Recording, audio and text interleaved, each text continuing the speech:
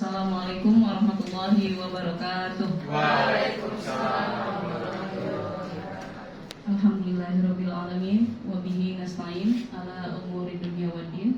Wassalatu wassalamu ala asrofil anbiya'i wal mursalin wa ala alihi wa sahbihi ajma'in, amma ba'd. Yang sama-sama kita hormati Kepala SDN Pulau Gadung 05 Ibu Gusnidawati SPD dan rekan-rekan guru sekalian. Pertama-tama marilah kita panjatkan puji syukur kehadirat Allah Subhanahu wa taala yang telah memberikan kita nikmat sehat sehingga kita dapat berkumpul di tempat yang insya Allah penuh barokah dalam acara diseminasi budaya positif. Ini merupakan pengimbasan guru penggerak tentang disiplin positif. Salawat serta salam tidak lupa kita haturkan kepada junjungan kita Nabi besar Muhammad SAW. Allahumma sholli wa sallim alaihi. Semoga kita semua mendapat syafaatnya di yaumul qiyamah nanti. Baik, untuk memanfaatkan waktu sebaik-baiknya, mengingat waktu sudah menunjukkan pukul 11.30, marilah kita buka kegiatan diseminasi budaya positif pada kesempatan kali ini dengan membaca basmalah bersama-sama. Bismillahirrahmanirrahim. Kita lanjut ke acara berikutnya, yaitu sambutan dari Kepala SDN Pulau Gadung 05 Ibu Gusnidawati SPD. Kepadanya kami persilahkan.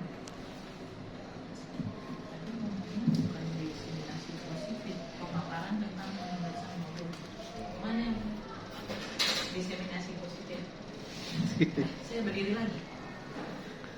Ya. Bismillahirrahmanirrahim. Assalamualaikum warahmatullahi wabarakatuh. Waalaikumsalam warahmatullahi wabarakatuh. Yang terhormat Bapak dan Ibu Guru SDN Pulau Gadung 05 berserta staf, puji syukur kita panjatkan kepada Allah Subhanahu wa taala yang mana pada hari ini kita masih diberi kesempatan untuk menikmati kehidupan, terutama kita diberikan nikmat sehat sehingga kita masih dapat berada dalam ruangan ini, bisa hadir dalam ruang ini dalam acara diseminasi budaya positif, yang mana salah satu dari teman kita Bapak Sulis akan memaparkan tentang diseminasi budaya positif, yaitu pemaparannya tentang pengimbasan modul penggerak yang berkaitan dengan disiplin positif. Ini berkaitan lagi dengan yang telah saya bicarakan beberapa hari yang lalu tentang PMM juga, jadi ada hubungannya dengan PMM. Jadi marilah kita dengarkan pemaparan dari Bapak kita, Bapak Sulis. Mudah-mudahan semuanya yang dipaparkan nanti, yang dibicarakan nanti mendapat menjadi manfaat bagi kita dan menjadi dapat ilmunya yang kita petik, ilmunya yang bermanfaat. Baiklah, mungkin hanya itu yang bisa saya sampaikan. Mohon untuk Bapak dan Ibu kita dengarkan bersama-sama. Hanya itu yang dapat saya sampaikan. Saya akhiri dengan wabillahi taufiq wal hidayah. Wassalamualaikum warahmatullahi wabarakatuh. Waalaikumsalam. Baik, terima kasih Ibu Gusnidawati atas sambutan dan arahannya. Selanjutnya kita masuk ke acara inti kita, yaitu diseminasi budaya positif yang akan disampaikan oleh rekan kita Bapak Sulistyo Jatmiko Pancaputra SPD. Kepadanya kami persilakan. Mohon izin Ibu, rekan-rekan semua Ibu Guru.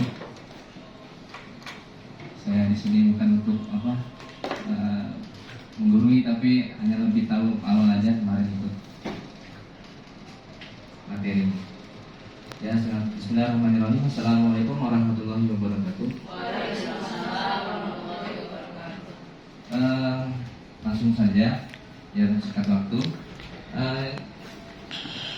Materi PPT ini yang saya sampaikan ini berkaitan dengan penindasan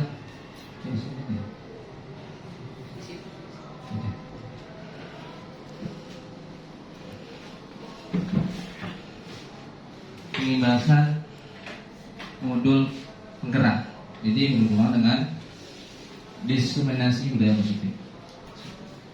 Yang pertama itu ada pengertian budaya positif, yaitu nilai-nilai keyakinan dan kebiasaan di sekolah yang berpihak pada murid dapat berkembang menjadi pribadi yang kritis, penuh hormat dan pengertian.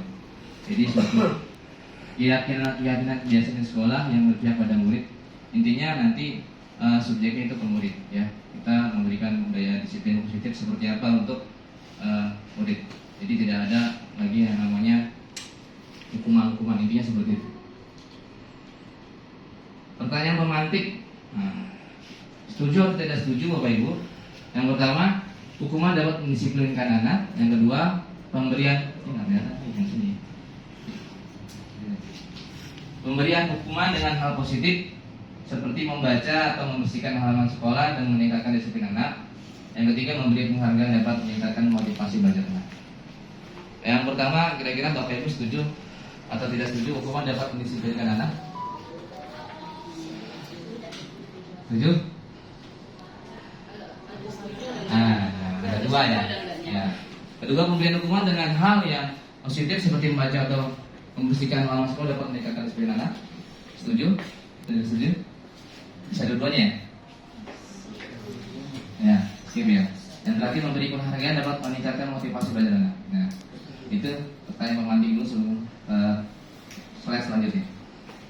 Konsep pertanyaan budaya positif pertama, disiplin positif, motivasi perilaku manusia, hukuman dan penghargaan. Jadi bisa berlaku dengan hukuman dengan penghargaan. Yang ketiga itu posisi kontrol seorang guru, ya. Ketiga, pembuatan keyakinan sekolah atau kelas. Jadi kemarin itu saya ditugaskan 4 kelompok membuat keyakinan kelas. Jadi peraturan itu diganti keyakinan kelas. Jadi seharusnya seperti itu keyakinan kelas. Yang keempat, penerapan segitiga restitusi. Ini ada penelitian nanti selanjutnya. Ini konsep utama budaya positif. Itu tentang disiplin positif, berlaku tentang hukuman dan penghargaan. Perubahan paradigma, kegiatan kepala tangan. Nah, ini mungkin buat sebagai ini aja ya Bapak Ibu yang skip aja ya. Apa mau dibacakan? Skip aja ya. Nah, ini ada perubahan paradigma stimulus respon, teori kontrol, teori kuliah. Siapa sesungguhnya yang memiliki kontrol? Stimulus respon, kita mencoba mengubah orang agar berpandangan sama dengan kita. Berlaku, itu teori kontrolnya, kita berusaha memahami pandangan orang lain tentang dunia. Teori kontrolnya. Stimulus respon kedua, perilaku buruk dilihat sebagai suatu kesalahan. Teori kontrolnya, semua perilaku memiliki tujuan. Yang ketiga, orang lain bisa mengontrol saya. Nah, itu teori kontrolnya, hanya Anda yang bisa mengontrol diri Anda. Nah, ini tentang stimulus respon dan teori kontrol tentang yang berhubungan dengan sebagai seorang guru tentang hukuman dan untuk penghargaan yang diberikan pada siswa. Jadi stimulusnya apa berhubungan dengan teorinya. Ini nanti lanjut saja Bapak Ibu ya.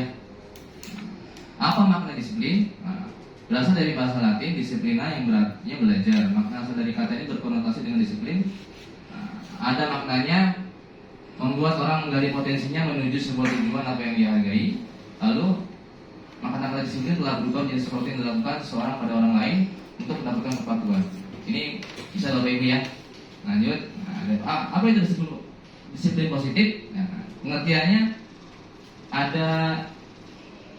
Yang pertama itu merupakan suatu cara penerapan disiplin tanpa kekerasan dan ancaman yang dalam prakteknya melibatkan komunitas tentang perilaku yang efektif antara guru dan murid. Jadi penerapan disiplin dengan tanpa kekerasan dan ancaman yang dalam prakteknya melibatkan komunitas tentang perilaku yang efektif antara guru dan murid. Jadi ada kaitan tadi disampaikan oleh Ibu Kepala Sekolah tentang merdeka mengajar. Kita sering Bapak Ir, kalau merdeka mengajar sekarang murid apa? Center ya Pak? Bukan studi center lagi sekarang, ya kan? Jadi guru bukan studi center tapi murid sebagai student center. Yang kedua, dalam terapkan disiplin positif ini murid diajarkan untuk memahami konsekuensi dan perilaku mereka. Ya.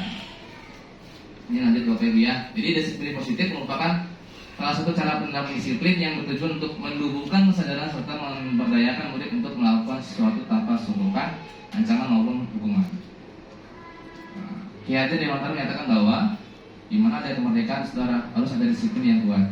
Ini menurut Bapak Pendidikan Indonesia, Ki Hajar Dewantara menyatakan bahwa kemerdekaan itu adalah harus ada disiplin yang kuat. Maka terjadilah kemerdekaan peristiwa proklamasi yang kita alami di Indonesia tanggal 17 Agustus 1945. Nah, disiplin positif akan melahirkan nilai-nilai kebajikan. Nah, ini ada profil pelajar Pancasila. Apa itu dokter? Beriman, bertakwa, pada Tuhan Yang Maha Esa, dan berdamai mulia. Yang pertama apa? Nah, yang kedua itu kebinekaan global. Yang ketiga bergotong royong, keempat kreatif, mandiri. Ini udah sering disampaikan kali ya, anak-anak ya. Profil pelajar Pancasila yang sesuai dengan Bapak Mas Menteri ya. Lanjut, motivasi perilaku manusia. Bapak Ibu, ini ada dorongan timbul diri seorang secara sadar atau tidak sadar melakukan tindakan tujuan yang tertentu. Ada yang mulai dari eksternal, tujuannya untuk disiplin positif ya, untuk menghindari ketidaknyamanan atau hukuman. Apa yang akan terjadi apabila saya tidak melakukannya? Nah, nanti tujuannya untuk disiplin positif. Menurut Ki Hajar Dewantara tadi sama. Nah, dihukum oleh penghargaan. Oleh yang kau sampaikan kemarin tutorial juga, penghargaan, dalam penghargaan berlaku sama dengan hukuman. Dalam arti meminta atau membujuk seseorang melakukan sesuatu untuk memenuhi suatu tujuan tertentu dari orang yang meminta bujuk. Jadi ada beberapa penghargaan, pertama pengaruh jangka pendek dan jangka panjang. Ada pengaruhnya tentang penghargaan itu, Bapak Ibu. Pengaruh jangka panjang dan jangka pendek dan jangka panjang. Yang kedua, penghargaan menghukum. Yang ketiga, penghargaan mengurangi ketepatan. Keempat, penghargaan tidak efektif. Selanjutnya, penghargaan merusak hubungan. Bentuk program kebajikan untuk apresiasi. Dalam memberikan apresiasi, pengakuan perlu diingat beberapa hal. Yang pertama, secara khusus. Yang kedua, secara pribadi. Yang ketiga, pengakuan kepada semua murid atau bergantian. Keempat, beri pengakuan secara konsisten dan fokus pada proses.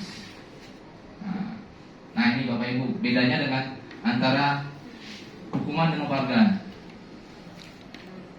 Hukuman itu bisa menyakitkan. Kedua, tidak nyaman. Ketiga, murid takut. Keempat, memaksa. Kelima, murid akan menyembunyikan kesalahan. Terakhir, murid menjadi rendah diri. Banyak ini ya tadi Bapak Ibu ya. Negatifnya ya. Penghargaan tidak efektif, merusak hubungan, mematikan kreativitas, menghukum dengan ranking, merampas hak menghargai dirinya. Jadi penghargaan juga tidak efektif ya Bapak Ibu ya. Jadi apa yang efektif? Nah, mungkin selanjutnya nanti ada dijelaskan di paparan selanjutnya. Nah, selanjutnya Bapak Ibu, perbedaan hukuman dan konsekuensi. Hukuman itu sesuatu yang menyakitkan harus terjadi. Konsekuensi sesuatu harus terjadi. Yang kedua, membuat anak sakit, membuat anak masuk dan nyaman dalam jangka waktu pendek. Yang ketiga, anak membenci kedisiplinan. Yang konsekuensi ketiga, anak menghargai disiplin. Lalu paksaan, stimulus tanggapan, lalu mendorong anak menyakiti diri sendiri.